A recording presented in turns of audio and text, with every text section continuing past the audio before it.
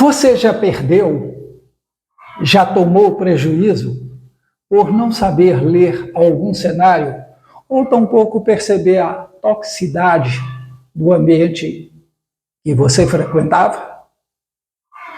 Não conseguiu identificar as pessoas tóxicas? Não conseguiu verificar a arrogância do maior em relação ao menor? Tudo isso pode causar prejuízo. E é por isso que, como formador de mentes empreendedoras, eu quero te falar disto hoje. Para isso, eu convido você a ficar até o final desta, que é a 14ª aula da terceira era, onde eu trabalho a mente empreendedora. E neste momento em que eu estou na segunda etapa, do segundo módulo dessa jornada, eu estou ligando a mente seletiva, os comportamentos, a sabedoria, a experiência que você precisa ter para identificar e poder decidir com clareza os itens a serem selecionados para a sua jornada. Ok? Bom, hoje eu vou contar para vocês uma história muito interessante que envolve uma multinacional, um grande concorrente e um concorrente insignificante. Primeiramente, é que a multinacional era a GM. E ela fez o quê? Ela lançou um edital nos anos 70 para concorrência de uniformes para os operários de sua linha de produção. E isso a GM do Brasil. Naquela ocasião, Santa Catarina vinha estruturando há mais de uma dezena de anos o seu setor de tecelagem. E este segmento realmente tinha chegado no ápice de dominar a tecelagem, o segmento da tecelagem no Brasil. Pois bem, e não é que no meio desta situação, a maioria dos concorrentes brasileiros desistiram, porque viram naquilo apenas um problema no qual desprenderiam muitos esforços e nada conseguiriam. Por outro lado, os catarinenses, com toda a convicção de que eles eram, com certeza, os únicos capazes de vencer aquela concorrência, fez uma avaliação de um cenário tradicional, sem surpresas. Entretanto, no dia de apresentação dos envelopes, apareceram lá, além dos catarinenses, 2 concorrentes nacionais que foram apenas para sentir como era concorrer naquele segmento, e uma empresa familiar representada por um coreano, que viu simplesmente naquele edital não um problema, mas uma oportunidade. Então, eu pergunto para você, como você acha que terminou essa história? Olha, antes eu quero dizer para você que eu sou Gil Barbosa, eu sou mentor e trabalho com análise de perfil comportamental, com todo o processo de gestão comportamental de pessoal em nível empresarial. E faço esse trabalho também avulso para pessoas e famílias. Quero dizer para você que é um prazer muito grande tê-lo aqui no meu canal. Isso não só me deixa orgulhoso, como também me deixa animado a dar sequência a este trabalho. E é por isso que esta aula é a 71ª aula deste canal. Ah, mas o canal tem pouca gente. Sim, tem pouca gente, porque, afinal de contas, todos querem o sucesso. mas todos o desejam de presente. Poucos são os que topam pagar o ingresso para ter o sucesso, para cumprir seu propósito, para deixar um legado. E é este tipo de seguidor que eu quero aqui neste canal. E se você se identifica com tudo e tudo isto faz sentido para você, então se inscreva. Mas para a aula de hoje, como em todas as aulas, eu quero te fazer um pedido que é para você ter caneta e papel na sua mão, criatura, que é para você anotar os insights e as oportunidades de crescimento que esta aula pode te oferecer. Certo? E eu quero dizer para você que quando você chega em algum lugar, quer seja um ambiente corporativo, quer seja um ambiente público, quer seja um ambiente de uma empresa privada, que sentimentos te afloram? Sentimentos de serenidade, que mantêm você no controle de si, ou sentimentos comparativos que deixam você desconfortável, se sentindo pequeno, incompetente para estar ali, não merecedor de estar onde está? Que prejuízos, amigo, tem levado você a naufragar em grandes ideias, a naufragar em caminhos de prosperidade, encontrando somente desafios e sucumbindo a estes desafios. Eu quero dizer que uma mente empreendedora, onde você e muita gente só vê problema, ela não vê problema. Ela se vê desafiada a atender uma demanda que está aberta.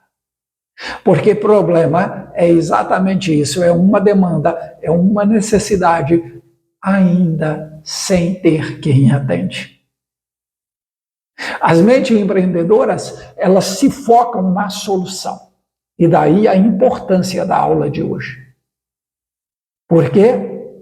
Porque aquele que chega num cenário e fica reagindo a todas as possibilidades que representam desafio, realmente esta pessoa tende a sucumbir, tende a fugir das demandas que o problema lhe oferece. Eu digo também que tudo que você enxerga como problema é porque, em tese, você teria capacidade de buscar a solução. Ou você ser a solução. Ou você sabe onde buscar a solução, ou você é a solução. Entretanto, pelos dados estatísticos, apenas 5% das pessoas no mundo teria, neste sentido, uma mente empreendedora. Porque apenas 5% das pessoas olham para problemas e buscam soluções. Elas, ao verem um problema, elas veem uma demanda aberta, uma oportunidade de negócio e vão buscar solução para aquilo. É como dizia o Abílio Diniz, sucesso todo mundo quer. Agora, eu levanto cedo para ver e fazer acontecer o sucesso na minha jornada. Na linguagem criada por Chan e Marlboro, as demandas em aberto são pequenos portais para se escapar do oceano vermelho do mundo business, onde todo mundo está simplesmente boiando para chegar e navegar soberano e absoluto em um oceano azul, que só você vê, porque só você buscou a solução. Entretanto, tudo que eu estou te falando aqui é um discurso muito bonito, mas para ele ter validade, precisa ter, além da credibilidade humana, precisa ter base científica. E nesse sentido, eu me socorro dos conhecimentos da PNL e da neurociência que afirmam que o ambiente molda o cérebro. Ou seja, o meio que você vive, as pessoas que você frequenta, os lugares que você frequenta, os concorrentes que você enfrenta no dia a dia, o tipo de cliente que chega para você, são todos elementos de um cenário que precisa ser lido. E todos esses ambientes você vai enxergar ocasiões de toxicidade crescendo. Pessoas que estão ali, mas que estão focadas em alimentar o problema e não a solução. Todas as pessoas que frequentam, que compõem um ambiente que não são focadas em solução, que não se sentem merecedoras, que não se sentem capazes, elas alimentam o problema, colocando o problema maior do que elas. Onde está o teu tesouro, aí está o seu coração. Eu te pergunto, onde está o seu coração? Está nas soluções ou está no problema? E é isto o que você vê no ambiente, o seu cérebro coloca no palco central da sua mente. E isso vai pautar os seus comportamentos, os seus pensamentos, a sua linguagem, a sua perceptibilidade, a sua sensibilidade, a sua emocionalidade. Busco também na filosofia corporativa a ideia de que toda empresa tem uma historicidade, ou seja, todo cenário tem a sua historicidade. E toda mente tem um campo perceptivo limitado desta historicidade. É por isso que nós não somos o que nós falamos. O mundo não é o que nós vemos. Mas, tanto eu quanto a minha visão de mundo é exatamente a medida dos comportamentos que eu tenho diante de problemas e desafios. Buscando nesta filosofia corporativa a historicidade das empresas, das instituições, dos profissionais no exercício de sua carreira, eu vou poder perceber a quantidade e a qualidade das memórias que estão registradas na jornada de uma empresa, na jornada de uma vida, na jornada de um profissional de carreira. Saber disso, minha gente, resolve pouco ou nada, porque só conhecer não basta.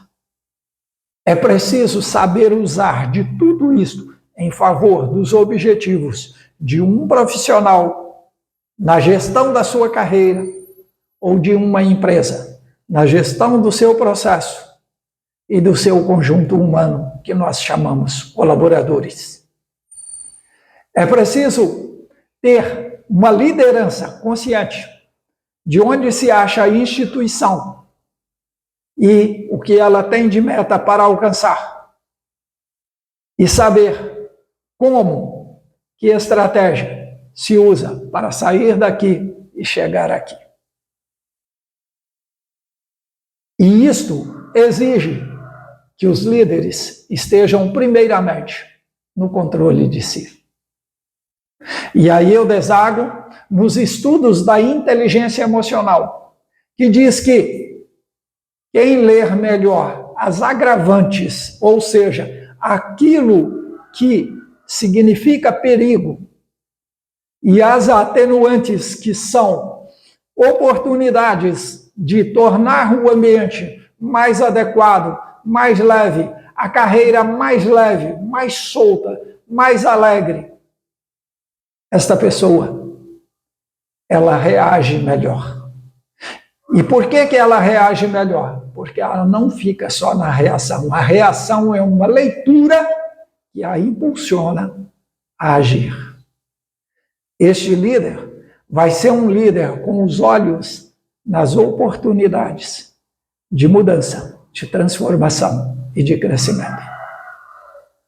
E para isto é que nós insistimos que a necessidade da sapiência ou do saber para se fazer a leitura da transformação dos cenários humanos é um papel de todo líder. É o papel de toda pessoa na gestão da sua própria vida, na gestão da sua carreira. É papel de todo empresário ao olhar para o seu negócio.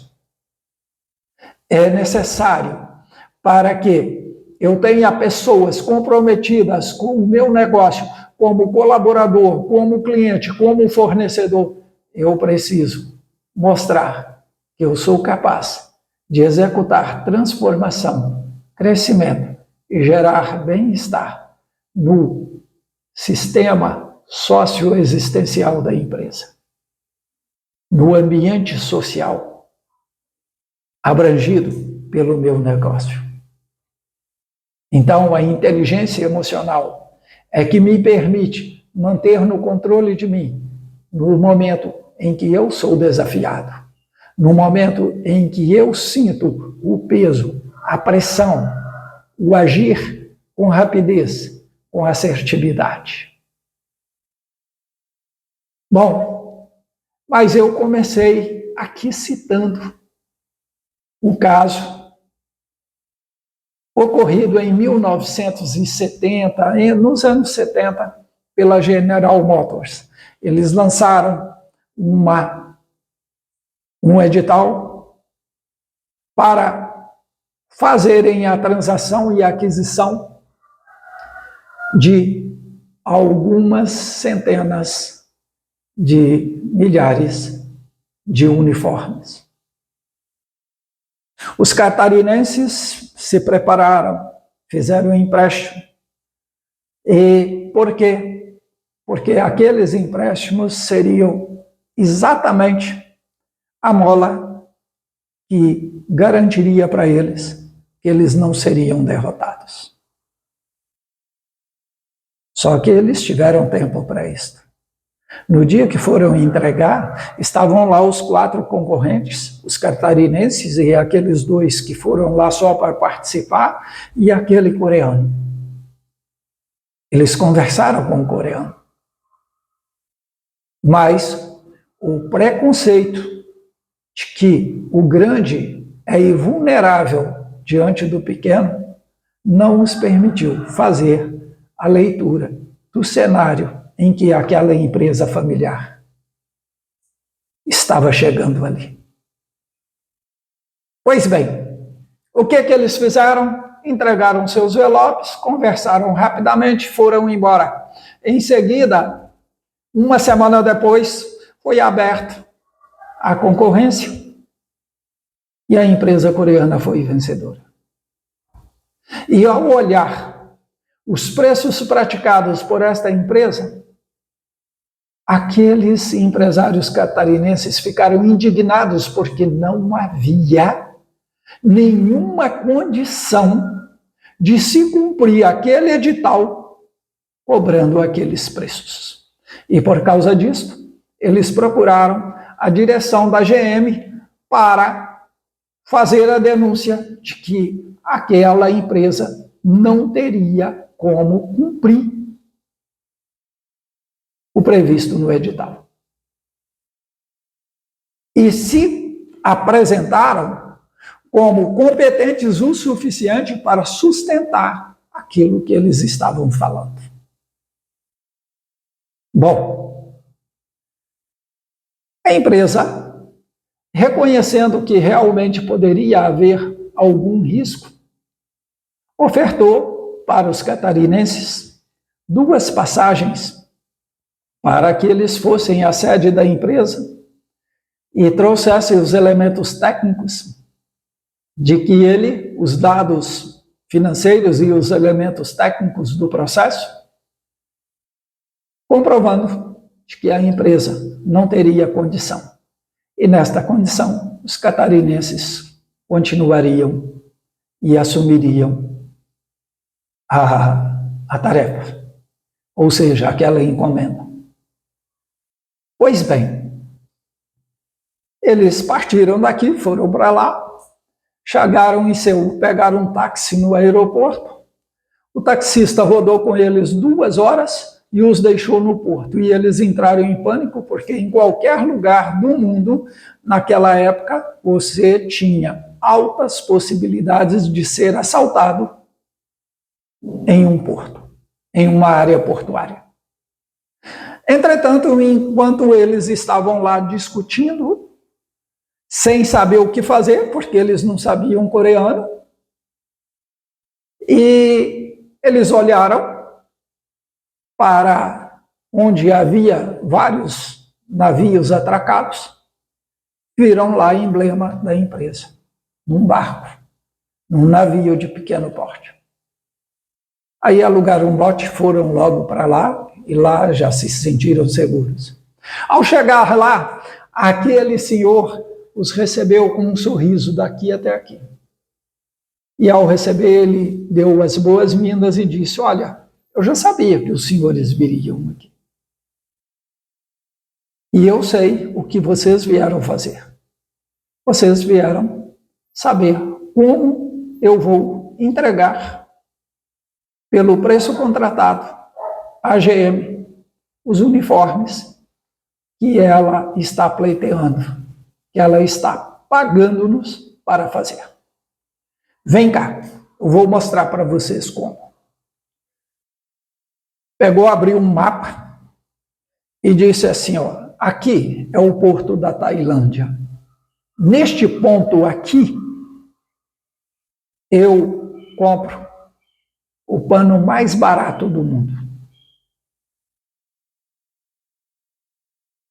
Em 3 dias eu carrego o navio.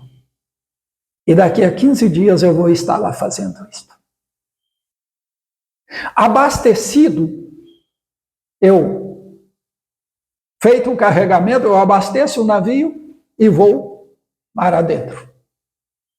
3 dias depois, eu estarei nas águas internacionais. E aí começa a produção. Acontece que a minha empresa, a parte operacional dela, sou eu, a minha esposa, os meus filhos e o meu genro. Somos 5. E a gente começa a produzir em alto mar. Com isso, não pagamos 1 centavo sequer de encargos trabalhistas e de impostos. Quando, 3 meses depois, chegarmos nas águas internacionais brasileiras, a produção está toda pronta. Também não vou pagar IPI. Quando eu chegar na alfândega, eu não terei taxas de fretes. Eu só terei as taxas que pagam as embarcações comerciais.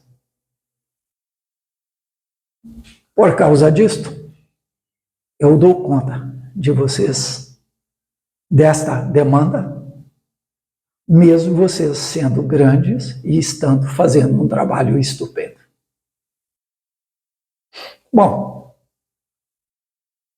quais os sinais de toxicidade nessa relação? Primeiro, o descaso com o pequeno. Segundo, a abordagem superficial. Terceiro, a arrogância do grande de achar que vulnerável é só o pequeno.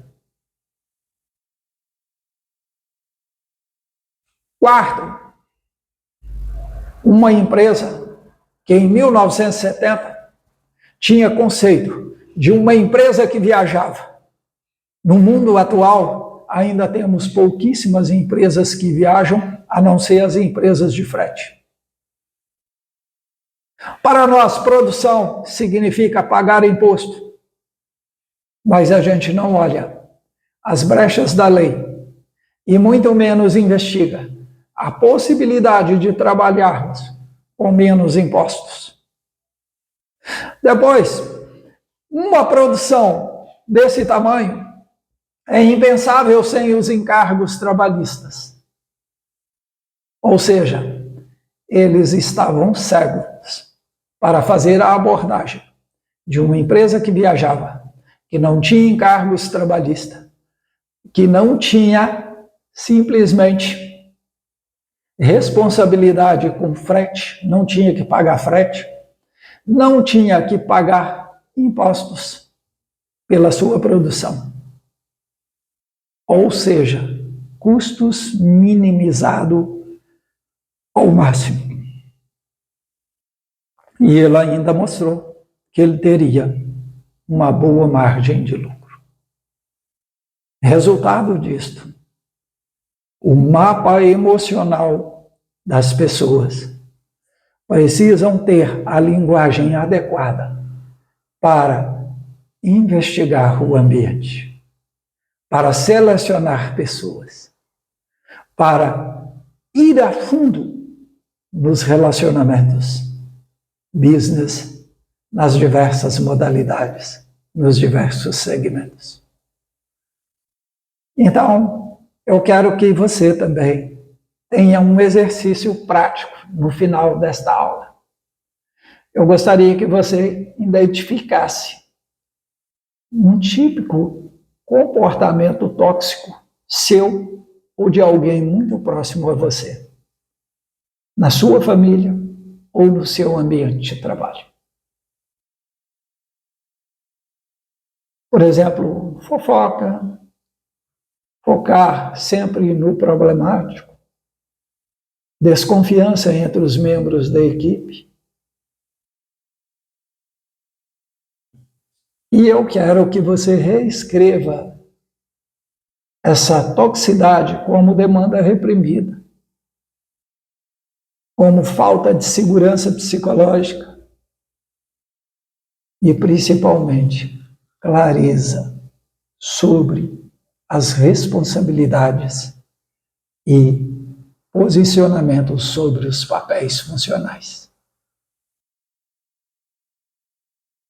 E que você consiga transformar isto em um programa de cultura de confiança, de comunicação assertiva e compartilhada para amenizar os efeitos deste comportamento e alterando as práticas. Aos poucos, essa toxicidade vai baixando. Por quê? Porque quando eu melhoro o meu comportamento resvala no ambiente e o ambiente começa a mudar. Não que eu esteja mudando o ambiente, mas que eu estou mudando a minha interação com o ambiente. Em cima disso, defina uma meta. E definir meta objetivamente a meta tem que ser sucinta, ela tem que ser positiva, ela tem que ser compatível, ou seja, ter possibilidade de tornar-se realidade. Ela deve representar um desafio e ela deve ser ecologicamente correta. Vai fazer bem a você e todos aqueles que frequentam o ecossistema que você frequenta. 3 meses de prática disto, ou pratique o tempo necessário para que haja alinhamento e escuta em nova sintonia. Isso vai gerar coesão, isso vai gerar sentimento de pertença, isso vai disparar uma série de gatilhos emocionais que aos poucos vão contribuir com o ecossistema e enriquecer o ambiente. Tome nota disso. E se você não tomou, por favor, pode pedir aqui que eu mando para você o PDF desta prática, tá bem? E o compromisso que eu quero deixar aqui para você é que você preencha isto, individualmente ou em grupo. que o ambiente seja o ambiente atual. E que as crenças dominantes tóxicas sejam substituídas por soluções criativas, prazerosas. Para quê? Para que você esteja com o maior número de capital da inteligência, para enriquecer o seu ambiente e enriquecer os resultados que você tira dele. Posso contar com você? Então é isto. Quero pedir para você se inscrever no canal e divulgar este canal. Traz para cá pessoas que querem trabalhar a sua mentalidade empreendedora. E deixe o resto comigo. Um beijo no seu coração e até a próxima aula. Tchau!